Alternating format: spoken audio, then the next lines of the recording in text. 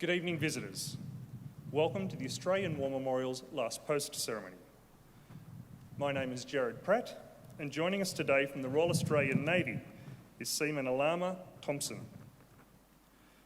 We welcome the veterans who have served, those that are still serving, and the families that love and support them.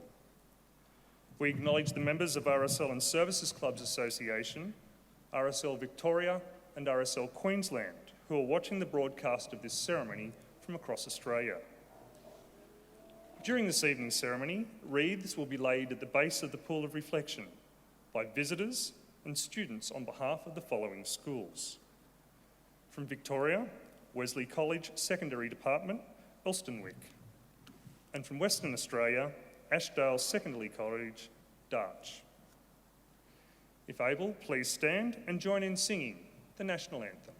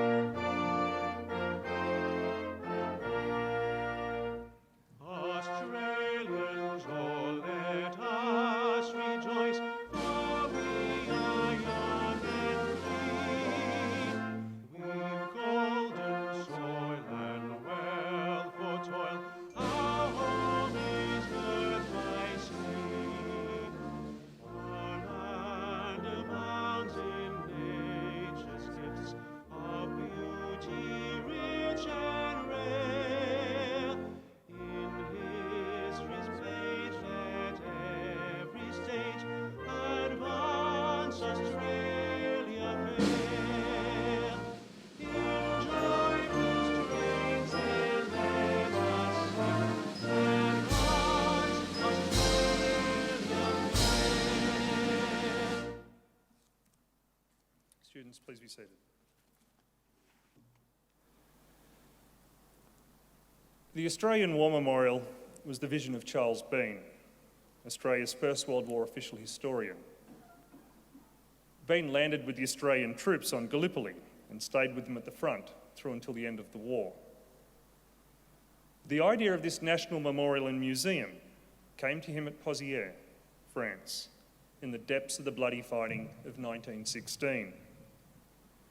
Bean's idea was that this would be a place where families and friends could mourn loved ones buried in faraway places. It would also be a place that could help all Australians understand what these men and women had endured and what they had done for us. Bean's vision, to which we remain true, is best expressed as inscribed in the entrance to the memorial's galleries. Here is their spirit, in the heart of the land they loved, and here we guard the record which they themselves made. Tonight, we will read the story behind just one of those on the Roll of Honour, which lists the names of more than 102,000 men and women who have given their lives for us in war and on operations for more than a century. But first, we present a lament, Flowers of the Forest. Wreaths or floral tributes will now be laid at the base of the pool of reflection.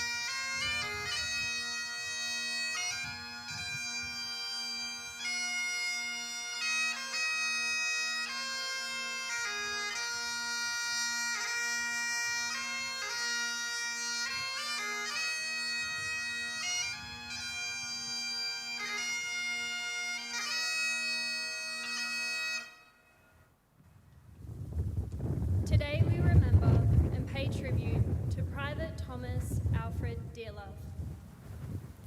Thomas Dearlove, commonly known as Tom, was born on the 2nd of September 1880 on Cachola Station near Burra in South Australia. His father, William Dearlove, had migrated to Australia from England in 1854, and shortly after arriving had travelled to mid-north of South Australia to work for Mr. Austin on Cachola Station near Burra. After nearly 20 years in Australia, William married Harriet James, Thomas's mother, and began what would become a large family. William Dearlove eventually acquired Cachola from Mr. Austin, and all of his children grew up on the property. Thomas was privately educated and, like his brothers, went on to work on the property as a grazier. His father instilled strong Christian values in his family and gave generously to the poor in the local Burra community. The Dearlove brothers, together with the Collins brothers, formed the entirety of the Cachola Cricket 11 and even competed successfully in the district for some years.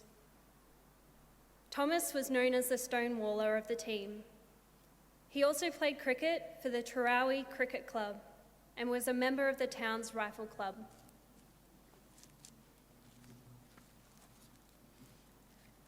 When his father died in late 1914, at the age of 80, Thomas and his 6 brothers and 2 sisters formed a corporation to carry on the running of the property. Thomas Dearlove enlisted in the Australian Imperial Force in July 1915. He was followed by 2 of his brothers, Archie and Harry, who enlisted in early 1916 and would serve throughout the war with the 11th Field Ambulance. Thomas, however, was posted to the 32nd Infantry Battalion and had sailed for Egypt before his brothers had joined.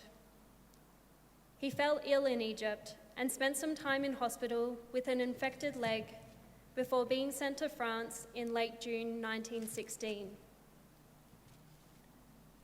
Private Dearlove rejoined his battalion in the field not long after it had participated in the disastrous attack at Fromelles in July 1916. As a result of the extremely heavy casualties suffered by the battalion, it did not play a major offensive role for the rest of the year.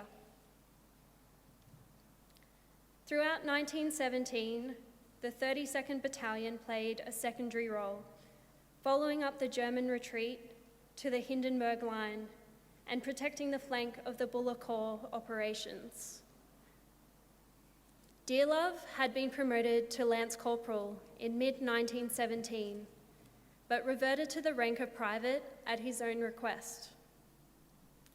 In September 1917, the 32nd Battalion participated at the Battle of Polygon Wood, one of the few Allied successes of that year, and Dearlove came through unscathed. In December 1917, the 32nd Battalion was on a train moving towards the town of Devra when a coupling between carriages broke. One of the passengers, Private Moritz Husenroder, was on the train and described what happened when the uncoupled second half of the train caught up and hit the front half. He wrote, "There were 6 carriages smashed like firewood. I shall never forget the sight. All those who were able got to work and helped get the others out. It took half an hour to get them all out." Private Dearlove was on the train and suffered abrasions to his leg in the accident. He recovered over some weeks in a convalescent depot. On the 27th of April, 1918, Private Dearlove had returned to his battalion and was carrying out his duties as a member of a working party in a forward area in France.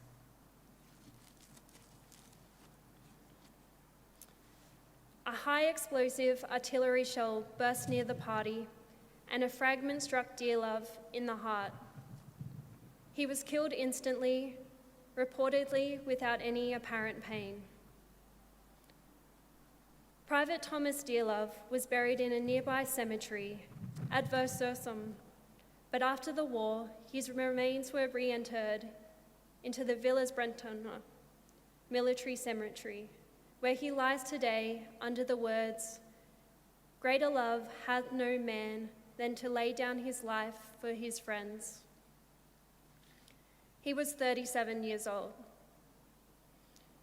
His name is listed on the honour roll to my right, amongst almost 62,000 Australians who died while serving in the First World War. His photograph is displayed today beside the pool of reflection. This is but one many of the stories of service and sacrifice told here at the Australian War Memorial. We now remember Private Thomas Alfred Dearlove, who gave his life for us, for our freedoms, and in the hope of a better world.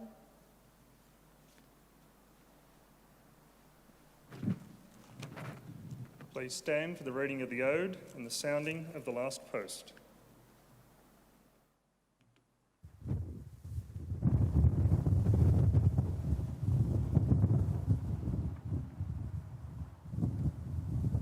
They shall grow not old, as we that are left grow old.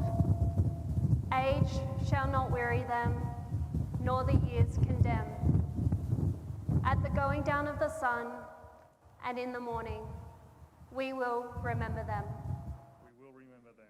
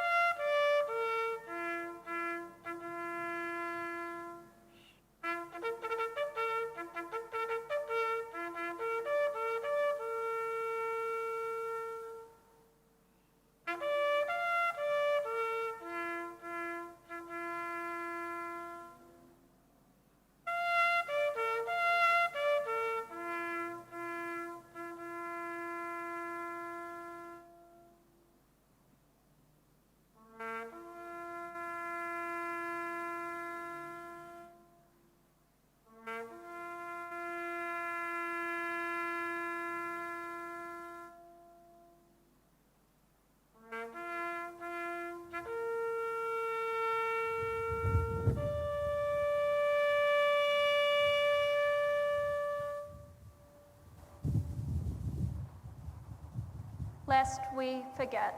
Lest we forget.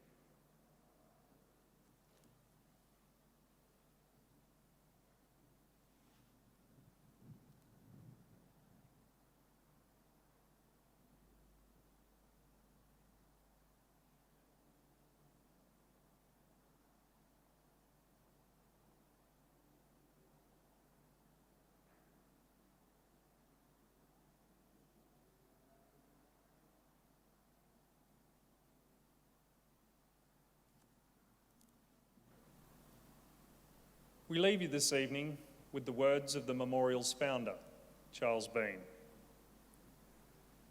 Many a man lying out there at Pozières, or in the low scrub at Gallipoli, with his poor tired senses barely working through the fever of his brain, has thought in his last moments, well, it's over. But in Australia, they will be proud of this. Ladies and gentlemen and students, that concludes the last post ceremony. We thank you all for visiting the Australian War Memorial and wish you all a very good evening. Thank you.